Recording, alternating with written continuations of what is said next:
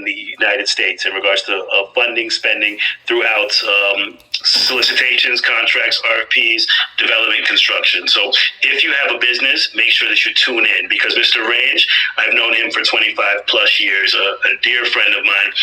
I'm actually the godfather to his kids. He was my Neo from college. I met him at the tender age of 18 when he was 17. And we pledged the organization together, and we ran together at UCF, the University of Central Florida, where we served within the SGA, student government, the Pan-Atlantic Council, and we did a lot of things when it came to government and service in our city. But as we elevated and grew, we've come back together years later to be able to enforce and to support local participation.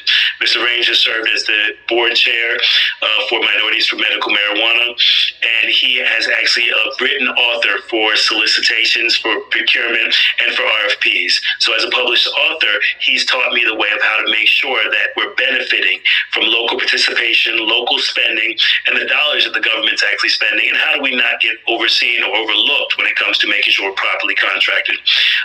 Mr. Range is also served as the Upward Bound director and assistant director at the University of Miami and the University of Central Florida. So he has a special heart and passion for children as well. So I'm honored that I could get an opportunity to introduce my chief of staff, because he's always introducing me, but I'm just honored to have qualified, well-qualified, great servant leaders in our community that can help with the things that's necessary. And if we ever need someone to provide support or a voice or access to the mayor's office, Mr. Range will be the point of contact and reference when it comes to small business, when it comes to just making sure that your voices are being heard and making sure that we kind of work together and communicate together. So without further ado, I'm honored to actually introduce Mr. Range, who said he would be on shortly. He had planned for 6:30, so I think he's just he's getting his hair and makeup ready. Thank you, Mayor, for that introduction. So, with that said, I don't have anything to add. Old people. That's awesome. Hi, Dr. Collymore. I see a couple people in the audience. I see the presentation is up, so I can't see everybody, but to everybody who was on the call, welcome. If I have not met you in person, I look forward to meeting you at some point in time. And I'm just really excited to be here tonight. You know, I met Miss Toussaint at the last graduation for the rendition of this group here, this training here, and I shared with her a little bit about my background and just the work that I've done with my clients as it pertains to government contracting, and how I wanted to be a part of helping to educate other small businesses, small business owners on how they can get involved with government contracting. So I have a presentation, but I know they also want me to tailor my comments a little bit on, what we have going on with the city. I don't know how much the mayor has shared, so I'll try not to recap everything that you guys may have already discussed tonight. So if you do have questions as we go through, feel free to ask.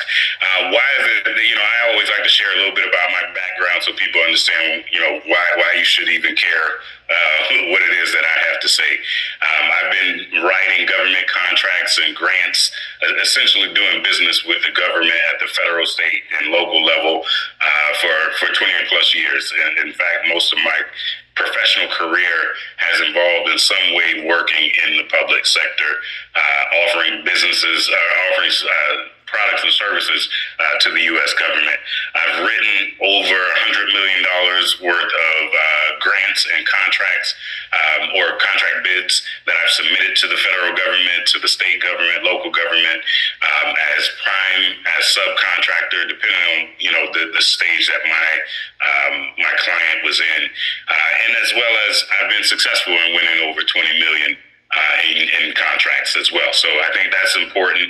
And for you guys who are just getting into RFPs, one thing you will learn is that it is a little bit of a numbers game.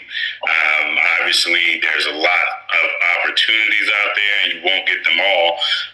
But you want to at least have your name in the hat. And I think what you guys are learning through this program is really, I'm going to encourage you guys to, at the very least, put your name in the hat, and maybe down the road somewhere, You'll learn from some of the mistakes and some of the things that you could have got better, and you'll be successful. So keep at it.